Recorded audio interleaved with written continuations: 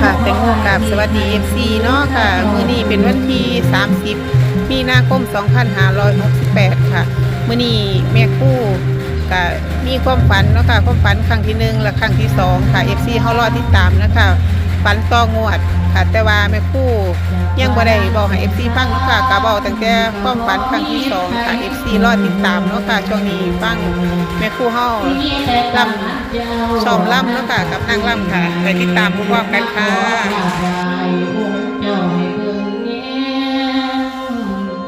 สิมาบอกแก้มถ้ารอองค์นาโคผัวเทียบของมาดามสืบนานมาอยากว่าเป็นดวงแก้วแนวนี้คือขอถวายกราบไหว้วัดเจ้าให้ลำดูเป็นทูบเทียนดอกไม้ใบสีแต่งงามละคงขอให้องค์นาโคเปิดที่ทางให้น้ำเจ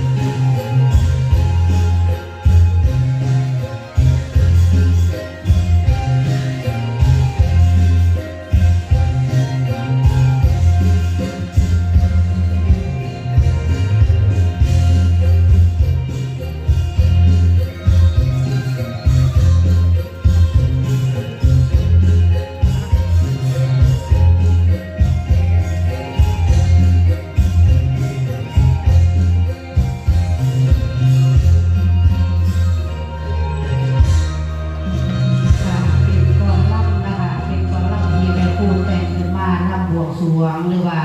ลำถวายปู่อนันตนาคราชสุโกธนาคราชทุกหมู่เหล่าสายองค์ปู่พญานาคซอยปกปักรักษาลูกหลานบ้านเมืองให้อยู่สุขกินเย็นนะคะเนาะค่ะช่วงนี้กันหลายสิ่งหลายอย่างของชาวโลกของเฮานะคะมีแต่เรื่องวุ่นวีวุ่นวายหลายสิ่งหลายอย่างค่ะแม่ครูค่ะได้นำเอากรล่ำค่ะมาลองเป็นซาวดนตรีลองสดๆเนาะค่ะให้พี่น้องให้ฟังนะคะขอพรองค์ปู่ทุกพระองค์นะคะซอยปกปักลูกหลานบ้านเมืองนะคะภัยพิบัติต่างๆค่ะเลื่อมเขามานี่แหละค่ะเพื่อว่าทำความดีสะสมสร้างไปจากมือใดนะคะมือใดเฮาบ่ฮู้นะคะรู้แต่วันเกิดวันตายบ่รู้นี่ล่ะการที่เฮาก็บ่ทันได้เตรียมพร้อมเนาะค่ะทุกสิ่งทุกอย่างค่ะมื้อนี้แม่ครูก็เป็นวันที่30แม่นบ่30นะคะมื้อนี้วันที่30ค่ะมื้ออื่นก็บอกบุญนะคะผู้ใดสิไปร่วมร่ำถวายร่ำบวงสรวงนี่แหละค่ะสิ่งศักดิ์สิทธิ์มีจริงไม่เชื่ออย่าลบหลู่เฮาจะลึกไว้ในมุมในใจอธิษฐานนี่แหละค่ะบางสิ่งบางอย่างที่เฮามองบ่เห็นนะคะหลอบด่านภัยพิบัติหลอบด่านค่ะขอพรสิ่งศักดิ์สิทธิ์เพิ่นค่ะไปร่ำถวายสักการะกราบไหว้สิ่งที่เฮาได้เฮ็ดได้สร้างมาค่ะสำหรับหวยรัฐบาลไทยนะคะจับยิบจับฉลากกินแบ่งรัฐบาลไทยไว้นะคะค่ะสิเป็น191779จังซี่นะคะที่เป็นผู้ได้ยิบจับไว้นะคะค่ะยิบจับไว้คนเฮาอยู่ได้อย่างความหวังนะคะคันบ่มีความหวังป่านนี้ก็คือสิตายแล้วนะคะอันนี้ก็เฮาก็บางเทื่อบางที่เฮาก็ฝันแต่ว่าเลขฝันแม่ครูนะคะเอามื้อนี้มาเว้าให้ฟังเรื่องเลขฝันจักหน่อยค่ะแม่ครูฝันตั้งแต่ตอนหวดค่ะอันนี้หัวใจสิเปิดเผยมื้อนี้ค่ะหัวใจสิเปิดเผยอันนั้นฝันล่าสุด68นะคะอันนั้นคือล่าสุดอันตั้งแต่ตอนหวดนะคะแม่ครูก็พอดีหวยออกนะคะหวยออกแล้วก็คืนที่2แม่ครูก็มาฝันข่าวฝันบ่เป็น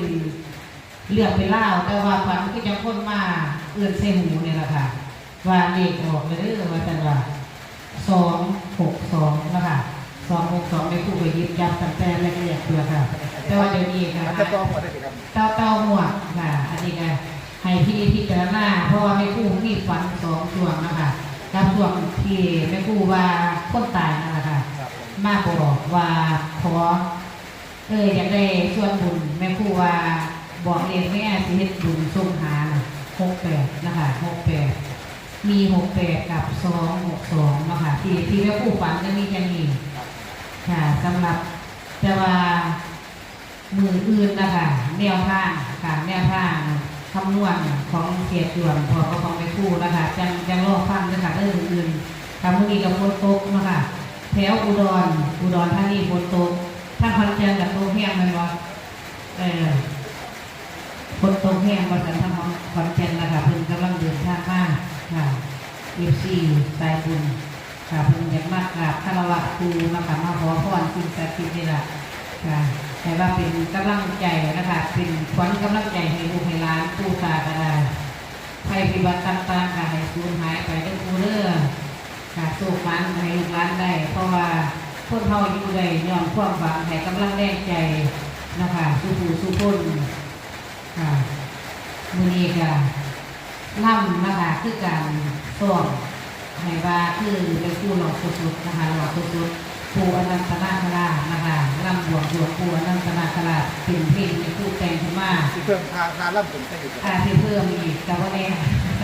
อาจารย์ทุกกินแล้วก็รักเกียรทานะคะก็รักเกียรทาที่สู้ถึงนั่งค่ะนักร้องศิลปินเรียงก็ว่าอัญชายาพวกนี้ค่ะนาฏศิลป์นี่นางเอกพระเอกพระเอกนาฏศิลป์ยอดฮิต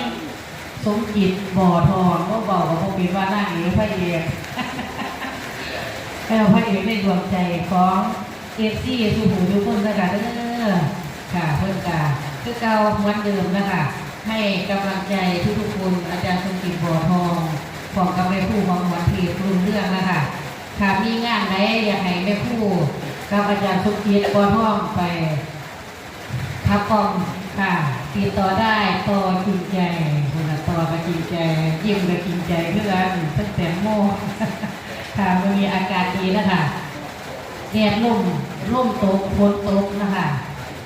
ค่ะมือเอื้อนกับสีไทยเอ็มวีนะคะลองสิ่งนะคะนุ่มเหย้าสาวสั่นค่ะผู้ขวัญสืบตำนานนุ่มเหย้าสาวสั่นพร้อมกับเพื่อนหน่อยนั่งเมื่อนนะคะที่อาจารย์ทกีเพิ่นกับพักตื่นนะคะคือช่วงว่าหันกับพวกไปสบายถ้าเรารับงานได้นะคะพวกไปได้นะคะจะได้กับวันที่1วันที่2วันที่6ที่เพิ่นรับงานได้ค่ะหลายงานนะคะมาเรื่อยๆค่ะจะได้กับฝากไว้นะคะอาจารย์ทกีมาลองเพียงบ่ก็สวยว่าก็เป็นยังเพิ่นบอกว่าจะเสียงดีแต่ว่าถ้าสวยเสียงบ่ดีคือเก่านั่นล่ะเดี๋ยวเพลงไหน เที่ยงสิแจ้งมาใหม่เลย เพลงพาโลเมลี่บ่